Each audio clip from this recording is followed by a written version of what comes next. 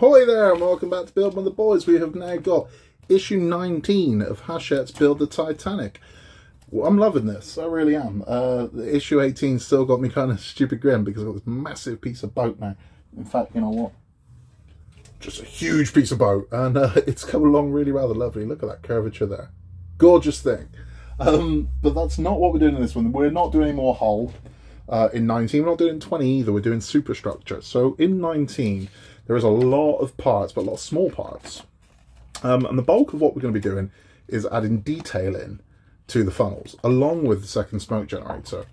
So this is 2 of 3, because the 4th funnel won't have a smoke generator in it, because, whether you know it or not, the 4th funnel on the Titanic didn't do anything. It was cosmetic. It did have a purpose. There was things it did do, but it certainly wasn't a funnel like the others. So smoke only came out of 3 of them. If we do get a 4th smoke generator, that's going to be weird, and I won't be installing it because it didn't blow smoke out of 4 funnels. So we will be installing the second smoke generator. We'll be finishing off that funnel with the bits that we did. Now, we have done that part before when we made the funnel back in 11, but we've added a lot of detail into both funnels, and then we are going to be adding the detailing to our 2 parts of superstructure we've been building. That's the officers' quarters and also the gymnasium and the skylight of the grand staircase. So both those are going to get some more detail into them. Now in the next one, I know that we attach at least one of the funnels to that. So what I'm going to do with this one is, rather than show you me do the same thing twice, because that's essentially what's going to happen, is I'll show you the assembly done on one funnel, and then we'll skip and we'll have a look at them both at the end, or I'll do them both at the same time. We'll see what happens. If you haven't yet, please give us a like, and if you are one of the thousands of views but hasn't subscribed, be a rascal and hit that subscribe button. All the cool kids are doing it, and come and join us on this Titanic voyage all the way to the end. You can get notifications by hitting the bell button. That will tell you every single time one of these videos pops up, and we'd love to have you, man. We really would. So we're going to get into this, we're going to get this done, and at the end of this, with our Titanic kind of talks and history lessons, we're going to talk about the PR nightmare of White Star Line, which was J.Bruce Ismay. And wow. So we'll talk all about him and what he did, what he didn't do, and what he should have done at the end. But let's get into this, let's get this built. Here are the parts we get in issue 19. Now, we've got our second smoke generator. We have a lot of this detail that's going to go on the funnel and around where the funnels will sit. We've got our 2 parts to incorporate our smoke generator. We're going to be needing this part from 17. And then we're good to go. So we're gonna put this together. We're gonna add the smoke generator first and put that in. I don't know if I'm gonna do them at the same time, or if we'll see when we get into it. But that's it. There's a lot to do in this one. A lot of fiddly bits. So it's gonna be interesting. Now back to our old friend, the smoke generator. Again, please, you know, if you're like, well, I did a test on it, it's not gonna. You need a much greater power source to generate the smoke is going to generate, and it's not smoke. It's water vapor is what's producing. Now this thing doesn't get hot, and if you're thinking it kind of looks like a speaker, it's because it is. That's how this thing works. This is essentially a speaker. It just doesn't create sound. It vibrates in a way that creates mist. It's a mister. So we're calling it smoke generator. It's a mister. If you've ever had frogs, or you've seen anything like a terrarium where it generates, same thing, which is why I know it's going to work. And I've also seen this used on models of trains as well, steam trains. They use the same thing, just creates the steam. And that's what it's going to be. So let's get this put together, and we'll take a look at it. Okay, so taking our smoke generator, we are going to pop it just in here, like so. And our wires are going to feed through. Try that again. There you go. That's how we're going. So we want this this smaller disc on the top part here. Now we're going to take this part here, and that's just going to slot in. I apologise for next door's barking dog, but that is unfortunately my reality. If you think that's annoying, imagine that whilst on the phone to businessmen in Japan that don't fully understand what you're saying to begin with, and trying to explain a barking dog to them. Not the easiest thing. Right, so we have this here. 2 EP screws are going to go in to hold this in place. Now, It's plastic into plastic, so we don't need to worry about doing the 3-in-1 oil, because these will just go in and they'll find their place. And then that one in there.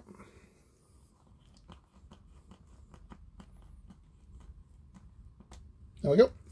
So that's that one held in. Now what we're going to do is we move this into the main. There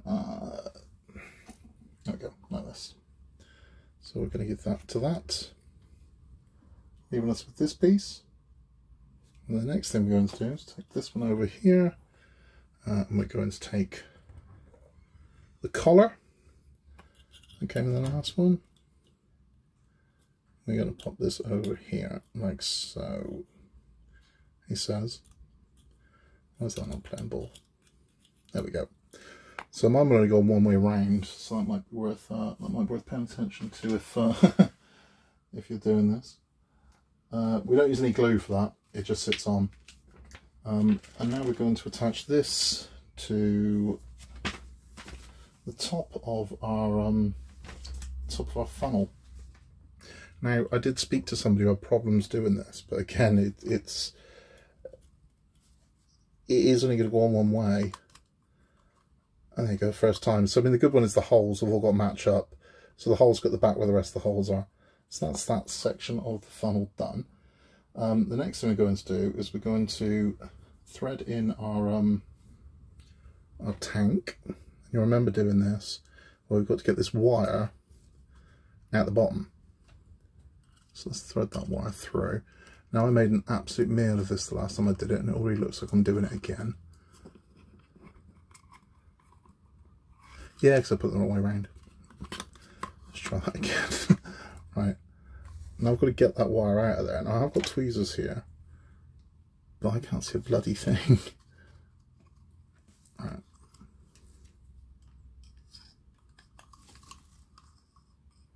No, pause. I'll get it out. Okay, it's all done, all sorted now. So we've threaded that through. Now it is asking us at this point to put one of these grills on.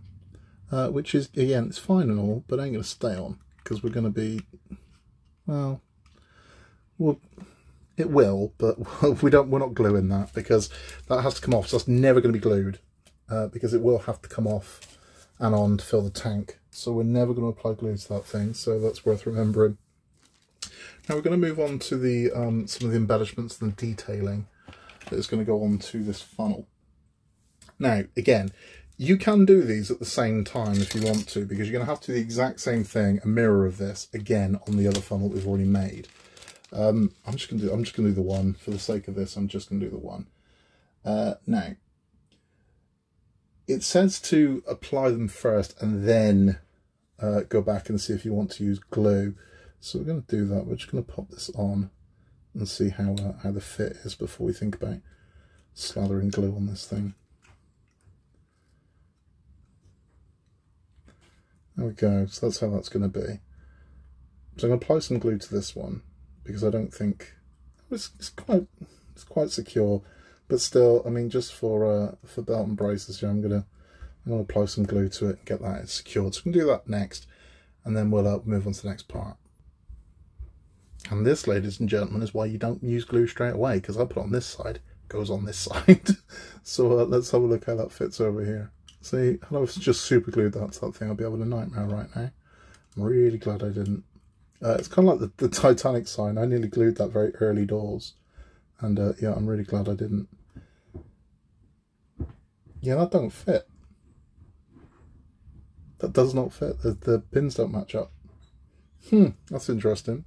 That makes me wonder if this is the correct part. So let's take a look if there's another one. Okay, so there is a different one. There are two parts that look almost identical. Let me show you what they are.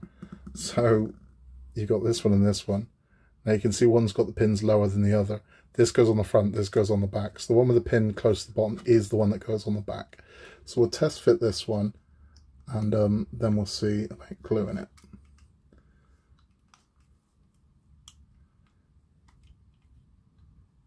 So yeah, simple enough. Fits on well.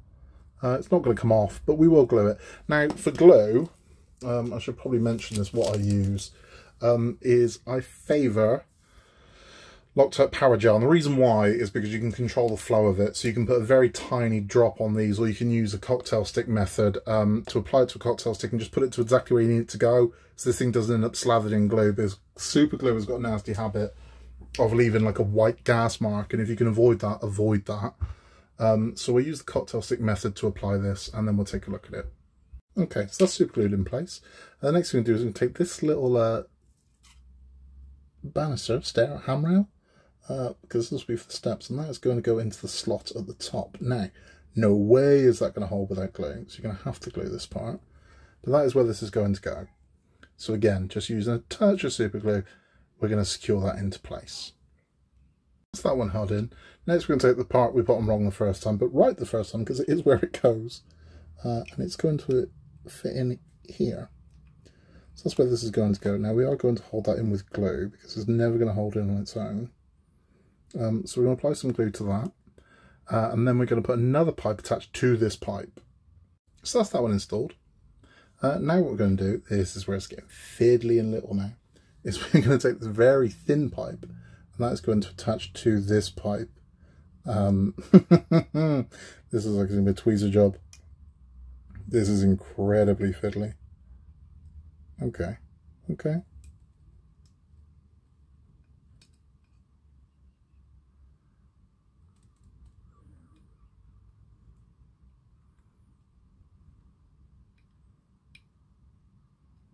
That wasn't so bad. Okay, so that pipe attaches to that pipe, and that's how that goes. Going to glue that into place and move on to the next part. Final thing we do is attach this ladder. Now, not without a fight. So I edited that slightly because obscenities were blurted out quite ferociously. But it will go. You just take a little bit of wiggling. And I hate the fact that I have to take this off to glue it. And I hate the fact that I've got to do a second one. But that ladder, that wasn't fun. Getting all those pins, I can already see the pins haven't lined up. Yeah, the ladder's not fun. So be careful with that one. But I'm going to glue this in place, and I'm going to crack on with the other one, and we'll take a look at the two together. Here we have it. So we have two of our funnels complete, and looking really rather lovely and detailed now. Like this a lot. They're looking good. Happy with those. So that's it for that part. Now we do have one more part to do, and that involves bringing over a section from over here. Let's put our skylight back on. And we just have this one little piece that's going to attach. It's a bit weird, this, so I'm going to try and figure out exactly where they want it to go, because it's not entirely clear. I see. Okay. So this way around, kind of looks like a paper clip, and it's a water pipe, but let's just test fit it in there. And there it is. Now it says not to glue this, which I think's fair enough. I'm more than happy with that. It says do not glue at this stage. Whether or not that means we glue it later on, I don't know. What else have we got to do? So there's another one of those we have to... Oh, there's me thinking we've got one to do. We don't have lots to do. So that's the first one in. We have some more of these to apply. Right. A whole bag of these. Now, I will say this. If you're doing this weekly, I wouldn't advise doing this, because you're going to have to store this with all these parts sort of hanging out of it. And it's that's going to cause you a world of problems, I would imagine. So yeah, I wouldn't do it, because I'd be worried this thing was going to snap. Because it will. I mean, when the funnel's on this, it's protecting the bits that are around it. Storing this like this, unless you've got somewhere safe for it to go, where nothing's going to knock it or bump it, I'd err on the side of caution if it were me. But it's not that's what the second one is, so I can see where the first one goes. It's the holes. Pipe leans forward to the stern as shown. Does it lean forward to the stern? Yeah, I kind of guess it does. I guess it does. Okay. Okay, so that's it for that one. That is literally all that one gets. Then we bring over the officers' quarters. So again, I know I'm not doing anything else with this, so I'm not leaving that in there. So they're right not to glue it. I'm taking that out. So officers' quarters. Okay, so bring this part over, and we'll do this one first. And this one's going to pop into here. Just here.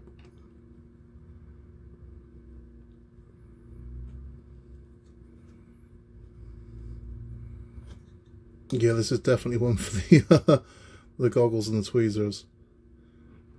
Alright, I'm going to have to get the goggles out. So we've got our first two in. I am just pushing these down with the tweezers just to make sure the pins go in. I don't think you'll ever need to glue these. They go in quite firm.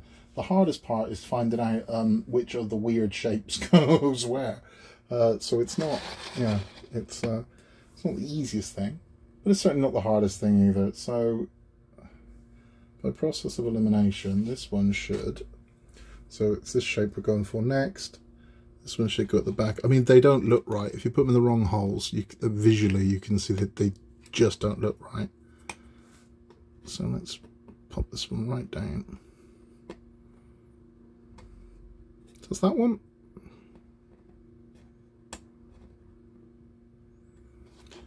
And then we have, finally, this one.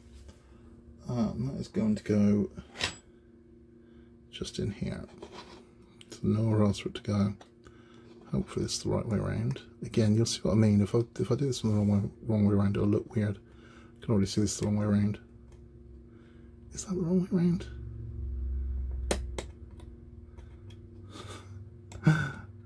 Now this is a fiddly one. I ain't looking forward to doing this 4 more times. Have I got that right? Let's have a look. Nope. Let's try that again. Okay. Let's flip it round. And let's try this again. This is one that's going to test your patience.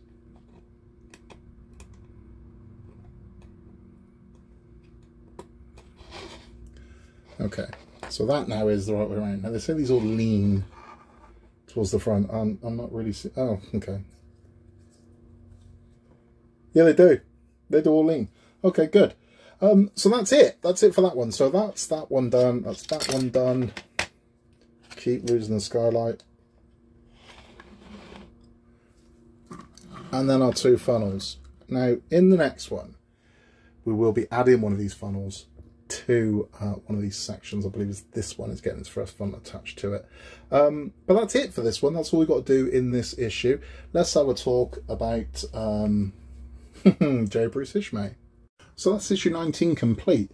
And it's looking nice. Those funnels are really coming to life now with the detailing that's put on them. It is fiddly. You are going to have a bit of a nightmare with it. You need tweezers. It's not fun, but it looks good, and that's what matters at this point. For those of you that are sticking around for the build instructions, thank you for stopping by. Please remember to like, and if you're one of the thousands that watches but hasn't subscribed yet, be a rascal and hit that button. I heard it's been talking a whole lot of mess about you. Prod that subscribe button and show them who's boss. For those that stick around for the Titanic lesson, we're going to be talking about J.Bruce Ismay, who is the villain of every Titanic movie. Why? Well, here's who he was. Take a look at him, and we'll discuss the man. So this is J.Bruce Ismay.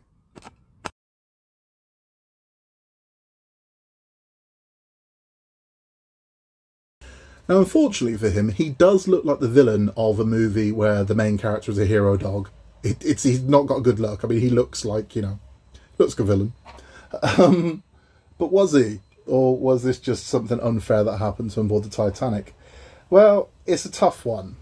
So, who was J.Bruce Ismay? Well, J.Bruce Ismay was the chairman and the director of White Star Line, the owners of the Titanic, the men that made it. Now, the reason why he's portrayed as a villain in the movies is because a lot of the scenes in the films involve him urging the captain to speed the boat up to make some headlines for the press. Now, did that happen? I don't know. I don't think so. Some people testified to it, but there's a lot of evidence that says that never happened. But then why were people testifying? And this is where it gets difficult, because this is where money and a campaign to sort of manage the sleaze surrounding White Star Line, J.Bruce Ismay's actions, and the Titanic come into it. So is it a case of, why would these people lie? Are they lying because they were angry at Ismay? Or were they telling the truth? We'll never know. But ultimately, even if he had have insisted that the boat be sped up, the decision to speed that boat up or slow that boat down or to stop that boat lies firmly with the captain. Now, you might think, why haven't we spoken about the captain yet? We're not going to. I can tell you now that the last Titanic lesson we're going to have will be in issue 140, where we will talk about the captain. So we are saving him for the very end. So the very last person we will discuss will be the captain. But ultimately, the captain is responsible for the boat. So everything that happens on it is his responsibility. Now, the reason why we don't think the boat sped up is because there was nothing for him to prove, really. Now, again, I don't want to talk too much about the captain, but this was his last voyage. He doesn't need to do what Ismay says, and he is ultimately the captain of the boat. Ismay's the paymaster, granted, but not up to him. Not up to him. So who knows? Who knows if that didn't happen? But that is where the start of his villainy begins, and it's kind of the expected scene in films. It's in the 97 Titanic. It's in the 56 Night to Remember. And it also features in a film we won't be doing on the channel, and I can tell you why as well. The first sort of modern film made about the Titanic was made by the Nazis. Joseph Goebbels actually made the first Titanic movie, and it's a piece of Nazi propaganda. So it portrays Ismay in a very anti-Semitic way. It portrays the British as cowards. It portrays the British in the Jewish in very kind of disgusting, negative, stereotypical ways, and it was done as a piece of Nazi propaganda. So we won't be reviewing it on the channel because it doesn't. I don't want to watch Nazi propaganda. I don't want to promote Nazi propaganda. I'm not interested. So I've no interest at all in watching Adolf Hitler's version of events, so we won't be watching it. But again, that did lead to some of the villainy of Ismay and his portrayal. So why is he regarded as such a villain? Because he got off the boat. That's what this boils down to. And a lot of people thought he shouldn't. A lot of people thought he should have sank with the boat. This is your boat. Your boat. So your ass should be going down with it. Now, it's that bizarre conundrum because he had no authority on the boat. It might be his boat and White Star Line might be his company. But he was not an officer of the boat. He was not crew. He was a passenger. Even though he's the director of the company, he was a passenger on the boat. That's the way it is. It's kind of like if Richard Branson's on an airplane. He doesn't get to tell the pilot to do a loop and the pilot has to do it. He's a passenger on that plane. That's how this works. So maritime law, he had no say over what the captain did or didn't do. He just didn't. He was a passenger. But he still got off the boat. Now, that's where this is a PR nightmare for White Star Line, and also what pretty much doomed Ismay is the fact that how can you do that? As the owner of the company that made this boat, how can you get off the boat and leave any one person on it to die? You can't. Again, going back to Richard Branson, it would be a bit like, okay, well, the plane's going down, and this very unlikely scenario, your Virgin Airlines flight is going down. We've got one parachute. Here you go, Richard, you take it. We'll let everyone else die. Wouldn't look good, would it? Wouldn't look good. It would look terrible. But that's essentially what Ismay did. Now, when Ismay got off the boat and he got onto the Carpathia, he was in shell shock. He had PTSD bad, but also coupled with the fact that he knew he was going to have to face the music. So Ismay didn't eat the entire time he was on the Carpathia, and they had to drug him out, had him on opiates to keep him kind of from going into shock fully. He just was shaking like a leaf for the entire time because he knew what was coming. And I'm sure he did feel responsible for the deaths of every man, woman and child on board that boat. In reality, he was responsible for the deaths of one person on board that boat because he took their place in the lifeboat. And I don't know, man. How'd you get off the boat? This is your boat, man. Your ass should be staying on it and going down with it. The captain stayed with the boat. He should have gone down with the boat. But how'd you ask somebody to do that, you know? And how'd you make somebody do that? I don't know. Now, in the inquiry that took place, the multiple inquiries, Ismay, his character did come under scrutiny, but again, a lot of money would have been changing hands at this point. And it was noted that Ismay did help a lot of women and children on board the boats. And they do say that he was the last passenger to leave the starboard side, on the last lifeboat to leave the starboard side. And there just happened to be a place. They claim that there were no more women and children on the starboard side. Okay. Were there guys? They don't mention that part. Were there men? Were there fathers? Were there brothers? Were there sons? Were there husbands? Were there fiancés, boyfriends? Were there any of them that could have taken the boat instead of you, the man that owns the company? They don't mention that part. They just said there were no women and children. They said had he have stayed, he'd just been one more body in the water. Okay, so that's kind of why Ismay got this bad rap. Part of what really hurt Ismay was he'd had a falling out with a gentleman called William Randolph Hearst, an American, who was a media conglomerate of what were known as the yellow headlines at the time, which was kind of like the tabloids are today. And scathing, he went straight after Ismay, and he labelled him, and one of the headlines was J.Bruce Ismay, and that's what it became known as, J.Bruce Ismay, instead of J.Bruce Ismay. And they also ran a thing, this was way harsh, but they ran 2 columns, and it was deaths of the Titanic, and they listed every single person that had died, and they put survivors of the Titanic, and they put just J.Bruce Ismay's name, which kind of, I mean, it's not true, but it's fairly damning. And it wasn't just William Randolph Hearst as well. William Randolph Hearst hated the man, so he went after him for years. This wasn't just something that happened like a few months after the Titanic. Years he was slamming Ismay. But there was a poem written about him, and this wasn't by one of William Randolph Hearst's people. This was in the Chicago Tribune, I believe. And it was, to hold your place in the ghastly face of death on the sea at night is a seaman's job, but to flee the mob is an owner's noble right. Which I think says everything, doesn't it, really? And again, it's not money. Money doesn't make you do these things. I mean, wealth and kind of, because it didn't. Because I mean, one of the wealthiest men in the world died on the boat that night. And it was the Great Leveller. Wealth didn't guarantee you a seat on a lifeboat. It really didn't. And I mean, plenty of third-class passengers got off. More first-class passengers got granted. They were just closer to the boats. But plenty of third-class passengers got off. Now, there are things that happen in the portrayal of Ismay that just aren't true. There's a thing that goes around that he was the one that made sure the steerage passengers, the third-class passengers, were locked below deck. That's not true. That's not true at all. We'll recover that in one of them. Why were the third-class passengers locked below deck, and were they locked below deck? We'll talk about why they were and why they weren't. We'll do that next month. In next month, we'll have a chat about that. You know what? We'll do it in issue 20. We'll do it in issue 20. We'll talk about the passengers locked in. But Ismay never recovered from this. He just didn't. He wasn't with White Star Line for much longer. I think he kind of was, but he just wasn't the public face of them anymore. It was damning, and he has become kind of one of the villains of the Titanic. Fairly or unfairly, I don't know. But in my personal opinion, and that's all I can kind of base it on, he should have gone down with the boat. It's a lot to ask somebody, and would I have done it? I don't know. I'd like to say I would, but I don't know.